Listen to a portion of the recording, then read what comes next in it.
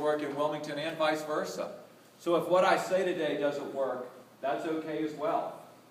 And finally, sometimes I hear what they're doing in another part of the state or part of the country and say, hey, we're doing that too. Believe me, I know that there's many things that I'm going to talk about today that I could sit down and learn from you all on. I'm not here to teach you much. What I'm here to do is share with you the journey we've had over the last decade in New Hanover and Pender County at looking at early childhood development and how that interacts with what we do at our day job. The sheriff mentioned my brother. What he didn't mention is that I'm an elected Democrat, he's an elected Republican. So what, right? This is not a political issue to me, this is a moral issue. And by the way, he has 2 children that are both still in their first 2,000 days of life. I love this quote because I think it underscores that we see stuff that other people don't. DAs, judges, law officers, we see the whole community, don't we? And in a sense, we become the keeper of the public conscience. What I want to talk about today is a little bit under the radar for many folks, but not where you are. And so let's honestly confront some of these issues together. Now, 5 years ago, we decided as a group that was much like in this room at the courthouse to get together and look at this issue holistically. We knew that what we were seeing at the courthouse couldn't be solved there alone. We were going to have to reach out. So what we did is we formed this, what we called Blue Ribbon Commission on the Prevention of Youth Violence. Here's some of the people that were in that initial group, and I know you have a working group that's very similar that looks at a whole host of issues. Here's who we invited.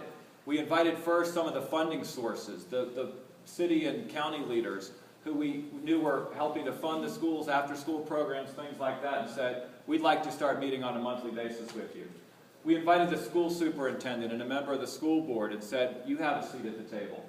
We brought in the 45 nonprofits that were working with at-risk children in early childhood, and specifically the head of the United Way, and said, will you be on this commission with us? And then we reached out to the business community because crime, of course, is bad for business. And a lot of the money that we have that we're spending on this is not government, it comes from the private sector. I brought John Monteith, for instance, who is a Charlotte businessman and a Wilmington businessman. He did this drive with me today. I'm going to end with what we're doing right now with the business community to try and have a back-to-work program to specifically give oxygen to the families raising these children right now. And finally, again, because this is a moral issue, we reached out to the faith-based community and said, we really need to work in the neighborhoods where these kids are coming from at the ground level, because you can't just solve it at the courthouse, even at the schoolhouse. You have to go to the child's house. We had a few guiding principles. The first is obviously being proactive. The idea you don't wait for this to come to you. You have to go out and meet it head on, because we're talking about crime prevention and preventing victims and defendants from ever reaching the courthouse, because we're solving some of this. It's going to be a long-term commitment. In other words, we're going to be talking about things that need to survive past a grant cycle or past a political election. You know, when you look at some national best practices like that we're doing up in Harlem, for instance, with the Harlem Children's Zone, they call it baby college. The idea that we're going to follow you from prenatal care all the way to you're graduating and you will be going off to college somewhere, and that's an expectation. That's a 20-year commitment. And so what I did when I joined this board is I said, I'll be on it for 20 years, because that's how long I intend to be your district attorney, and that's how long I intend to raise my children in this community. So I want people I'm working with that are here for the long term. And finally, you have to think a little outside the box. And what I want to talk to you today about, again, is not just working directly with the kids, but working with the people who are ultimately raising these kids, and how we are encountering them with our jobs right now. So there's many ways you can get directly involved with the children that are 0 to 5 or that are just slightly older, the big brothers and sisters and cousins of these children. Now, as officers, one of the things you can do is go into the schools. And after Newtown in particular, there's a lot of sheriff's offices and even chiefs of police that are now being asked by local school boards and community leaders to get in there and get into that school. That's a wonderful development in some respects. It can be a very positive thing for a little child to see Officer Friendly in the classroom and say, he's a hero, she's someone I look up to, and then as they get older, that trust is there. That's wonderful. That's a good development. Here's a bad development. Well, this is a great quote, by the way, and I just wanted to quickly share this. Dr. Campbell, I read the same thing you did from Frederick Douglass. This is what we're talking about. But here's a bad development. If they're getting arrested, if they're getting juvenile petitions too aggressively. They call it the school-to-prison pipeline. In fact, the guy who first termed that just spoke to a room that looks like this in New Hanover County last month to us, Judge Teskey, out of Georgia, right outside of Atlanta. I highly recommend you bring in Judge Teskey, if you haven't yet, to talk a little bit more about that. Because working with that vulnerable population needs not just a good guy with a gun, but more child psychologists. It's a far different SWAT team member over here versus an officer that's working with the kids in that way. My chief district court judge is the top dog at his kid's school. If I could encourage you to do one thing that's free, it is a program called Watchdogs. It stands for Dads of Great Students. We know that many of the people that are coming into court 15 and 16 years old don't have that positive male role model in their home. They didn't have it when they were born. They certainly don't have it when they're teenagers. Dads of Great Students is the idea that in addition to the fathers helping to raise children, there are men in this room who could volunteer at schools. We have several people in our courthouse working group and in our BRC who are there to be hall monitors, and it will reduce bullying by 50%, the average school that does it. But it'll also underscore for kids that this must be important if Dad's here, or if this judge or person in this room is here. Also, going into schools and having an adult conversation with them about choices and consequences is an important thing to do. Again, this isn't 0 to 5 necessarily. It's trust building. I talk to over 10,000 school kids each year in my district. Every 8th grader, every senior, every year. And we do a number of things with a working group to get into the elementaries. Now here's my 3. I just want to underscore one thing that I learned as their dad. Because as they're walking into school, which is in a beautiful neighborhood, I actually live 2 houses from this school. What I didn't know when I walked my children to school for the first time is that 72% of the children under roof there are on free and reduced lunch. 72%. And you know what I also learned? Many of the kids who are bullies or the ones that were cutting up in class, the behavior issues, the ones that are ultimately going to drop out before the 12th grade, they go to home starving. They don't learn very well when they're hungry.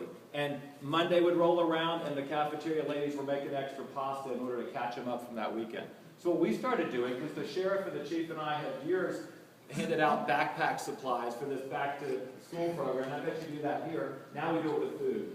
Now we do it with food. So here's a food drive that the kids started in the neighborhood called the Little Red Wagon program. Again, we stole that as a national best practice. Kids helping each other. And then we got money going through Nourish NC where you can go to the food bank and buy it. We adopted under this roof 36 of the kids who are from the zone, and I'm going to talk about the zone in a second. And their behaviors increased tremendously, dramatic increases. If they're staying in school, we're not going to see them in court. If they drop out, of course we're going to see them. So why there's such a tie between the schoolhouse and the courthouse is there's an inverse relationship. This is a couple of things you can do to really get involved with particularly childhood nutrition and working with our most vulnerable population and getting kids involved too. Now, when we talk about out-of-the-box thinking, raise your hand if you've heard of Jeffrey Canada and the Harlem Children's Zone. Yeah, I know many of you have heard of this already. Wonderful book. John Monteith actually told me about it. Apparently, Jeff came to Charlotte and spoke to many people years ago. We decided to create a Harlem Children's Zone in Wilmington. And I just want to quickly go over with you some of the things we found about that as it relates to our 0 to 5 population and starting this baby college concept. The first thing we did, just like they tell you to do in Harlem, is draw a perimeter around statistically the worst area in your community as it relates to reported and unreported crime. That's the first. We didn't pick this area, it picked us. Okay? And you have one in Charlotte as well. And the first thing that we try to do is reclaim the public square. So for instance, here's where we've had over 4 murders just in this picture. I could go to different crime scenes, and we put child's play areas into it to reclaim it. But then the harder work started. We decided to go under the roof of where these kids are growing up to learn a little bit more, because we knew who the teenagers were. They were the members of gangs, Bloods, Crips. These guys, the ones that everyone stands back and says, what's going on? Well, isn't it true that if they don't have structure at home, they're going to find it in each other? And isn't that called a gang? We went to 87 homes, 253 children. There are a total of 4 dads living there. There are a total of 4. Now, if that's true, if that's where we are in our statistically worst part, I bet it's similar to where you are. And if that's who's going to be raising our children in these first 2,000 days, that has several implications.